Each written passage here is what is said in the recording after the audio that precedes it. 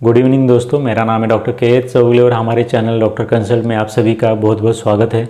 तो आज के इस वीडियो में हम बात करने वाले हैं कि किसी भी व्यक्ति को अगर खाना खाने के बाद पेट फूलने की बहुत ज़्यादा तकलीफ़ होती है तो इस तरह से खाना खाने के बाद पेट फूलने की तकलीफ़ को कम करने के लिए हम क्या क्या उपाय कर सकते हैं, इसके बारे में इस वीडियो में हम आगे बात करेंगे। तो सबसे पहली बात कि खाना खाने के बाद पेट फूलने के बहुत से कारण हो सकते हैं।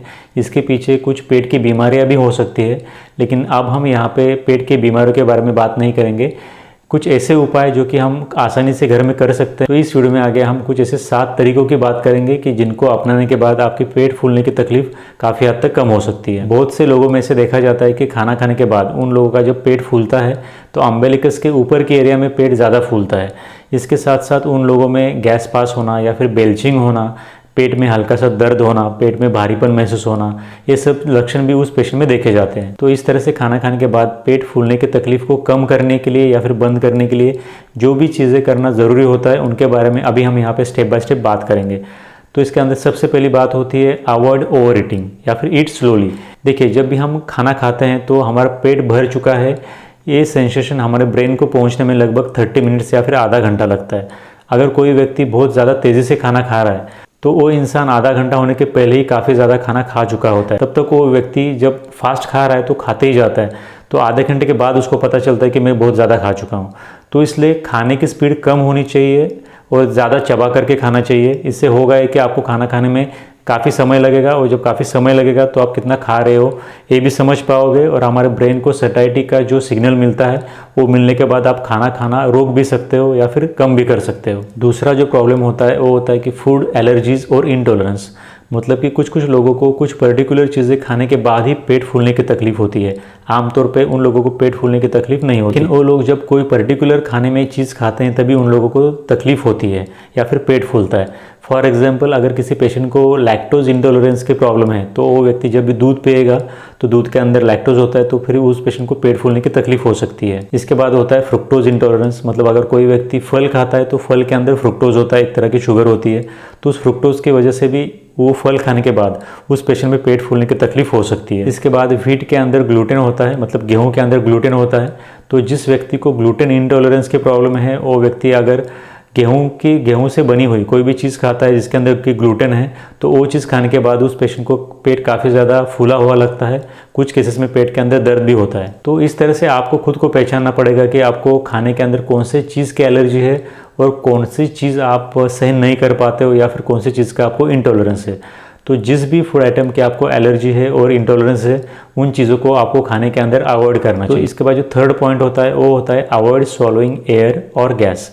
मतलब जब भी हम कभी खाना खाते हैं या फिर पानी पीते हैं तो उस वक्त हमारे खाने के या फिर पीने के साथ बाहर की कुछ हवा या फिर कुछ गैसेस भी हमारे पेट के अंदर चले जाते हैं, उनकी वजह से भी पेट फूल सकता है। तो इस वक्त इस केस में हमें ध्यान रखना है कि जब भी हम खाएं या फिर कुछ पिए तो ऐसी कोई भी चीज़ नहीं खानी है और इस तरीके से नहीं खानी है जिसकी वजह से बाहर के कुछ हवा या फिर गैस हमारे पेट के अंदर चली जाए।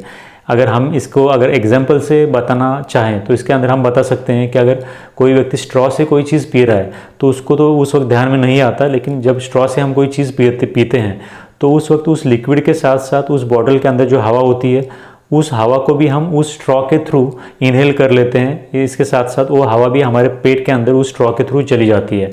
उसकी वजह से भी उस व्यक्ति के अंदर पेट फूलने की प्रॉब्लम हो सकती है। कोल्ड ड्रिंक्स पीना या फिर ज़्यादा चबा करके कोई चीज़ खाना, ये कुछ ऐसे बिहेवियर्स है जिनकी वजह से हमारे सराउंडिंग में जो भी हवा या फिर गैसेस होते हैं वो हमारे पेट के अंदर चले जाते हैं, जिनकी वजह से भी आगे जा कर के या फिर बाद में हमें पेट फूलने की प्रॉब्लम हो सकती है। इसके बाद जो फोर्थ पॉइंट है वो है कि अवॉइड हाई फाइबर फूड्स इन हाई क्वांटिटी।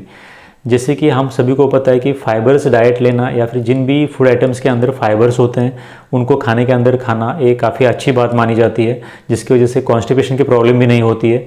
लेकिन अगर हम फाइबर वाली चीज़ों को ज़रूरत से ज़्यादा खा लेते हैं तो उसकी वजह से भी पेट फूलने की प्रॉब्लम हो सकती है। जैसे कि अगर हम खाने के अंदर बात करें तो बीन्स होते हैं या फिर राजमा होता है या फिर लेंटिल्स होते हैं, जो कि हम अलग अलग तरह की दालें हमारे खाने के अंदर खाते हैं, तो उनके अंदर भी काफ़ी ज़्यादा मात्रा में फाइबर्स होते हैं। इस तरह से ज़्यादा फाइबर वाली चीज़ें खाने की वजह से भी पेट फूलने की तकलीफ हो सकती है। इसलिए ज़्यादा फाइबर वाली चीज़ें ज़्यादा क्वांटिटी में खाना हमेशा अवॉइड करना चाहिए। तो फिफ्थ पॉइंट होता है कि ईट एट रेगुलर इंटरवल्स। मतलब कि हमें काफ़ी ज़्यादा लंबे समय तक खाली पेट नहीं रहना है। एक बार हमने खाना खा लिया तो उस खाना खाने के कुछ घंटे के बाद फिर से कुछ खाना चाहिए, उसके कुछ घंटे के बाद फिर से थोड़ा कुछ खाना चाहिए। काफ़ी लंबे समय तक हमें बिना कुछ खाए नहीं रहना चाहिए।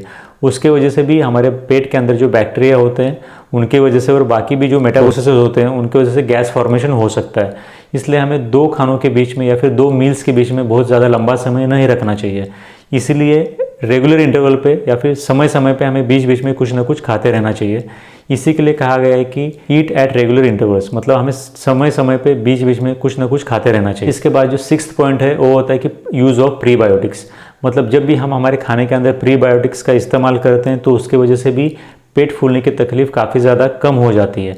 प्रीबायोटिक्स तैयार खाने में भी हो सकते हैं या फिर वो मेडिकेशंस के फॉर्म में या फिर कैप्सूल के या फिर टैबलेट के फॉर्म में भी मिल सकते हैं। अगर हम खाने के थ्रू जो प्रीबायोटिक्स मिलते हैं उनकी अगर बात करें तो दही या फिर योगर्ट के अंदर प्रीबायोटिक्स होते हैं। इसके बाद केफर या फिर पिकल्स, जिसको कि हम अचार ऐसे भी बोलते हैं, उसके अंदर भी प्रीबायोटिक्स होते हैं। तो एक कुछ ऐसी चीज़ें जिनको खाने की वजह से आपके बॉडी के अंदर प्रीबायोटिक्स जाते हैं और इन प्रीबायोटिक्स की वजह से खाना खाने के बाद होने वाली पेट फूलने की तकलीफ काफ़ी ज़्यादा कम हो जाती है। अगर किसी को खाने के थ्रू सफिशिएंट अमाउंट में प्रीबायोटिक्स नहीं मिल रहे हैं तो वो व्यक्ति जो कि रेडीमेड प्रीबायोटिक्स मिलते हैं जो कि कैप्सूल के फॉर्म में अवेलेबल होते हैं उनको भी अपने खाने के बाद या फिर खाने के साथ इस्तेमाल कर सकता है। तो इसके बाद जो 7th और लास्ट पॉइंट होता है वो होता है डिक्रीज सोडियम और सॉल्ट इनटेक।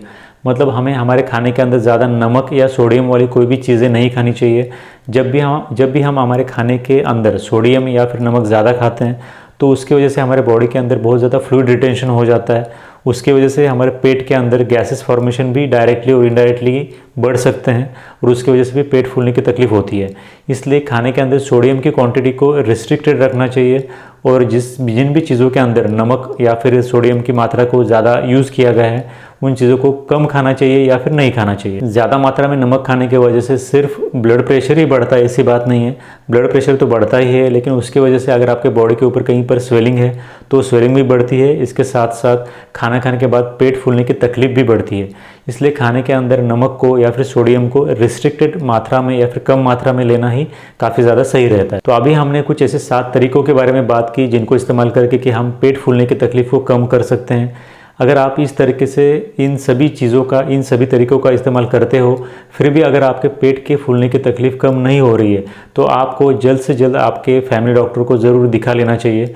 क्योंकि पेट फूलने के, जैसे कि मैंने इस वीडियो के शुरू में ही बोला है कि पेट फूलने के बहुत से कारण हो सकते हैं। इसके अंदर कुछ पेट की बीमारियां भी हो सकती हैं जैसे कि पेट के अंदर अल्सर होना, फिर गैस्ट्रिक अल्सर होना, इंटेस्टाइनल इंटरसेप्शन होना या फिर इंटेस्टाइनल ऑब्स्ट्रक्शन होना। ऐसे बहुत सी चीज़ें हैं जिनकी वजह से पेट फूलने की प्रॉब्लम हो सकती है। तो किस वजह से एक्चुअली पेट फूल रहा है ये भी देखना काफ़ी ज़रूरी होता है। इसलिए जिन तरीकों के बारे में अभी हमने बात की उन तरीकों को फॉलो करने के बाद भी अगर आपके पेट के फूलने की तकलीफ कम नहीं हो रही है तो आपको जल्द से जल्द आपके डॉक्टर की सलाह से पेट की कोई ना कोई तो टेस्ट ज़रूर करवा लेनी चाहिए। Mostly CT scan of the abdomen एक टेस्ट काफ़ी रिलायबल होती है। आप सोनोग्राफी भी पेट की करा सकते हो या फिर CT scan of the abdomen भी करा सकते हो। इनमें से कोई भी चीज़ अगर आप करोगे तो आपको पेट के फूलने की जो रियल कॉज है, जो सही कारण है, वो पता चलने में काफ़ी ज़्यादा मदद होती है। एक बार डायग्नोसिस हो जाए तो उसके हिसाब से आगे की ट्रीटमेंट भी काफ़ी ज़्यादा आसान हो जाती है। तो आज हमने इस वीडियो में बात की कि अगर आपको खाना खाने के बाद पेट फूलने की तकलीफ है तो उसको हम किस तरीके से कम कर सकते हैं, किस तरीके से ठीक कर सकते हैं, इसके बारे में अगर आपके इसके विषय में कुछ डाउट्स है तो आप हमें नीचे कमेंट सेक्शन में ज़रूर पूछ सकते हो। Thanks for watching this video till the end. Thank you very much.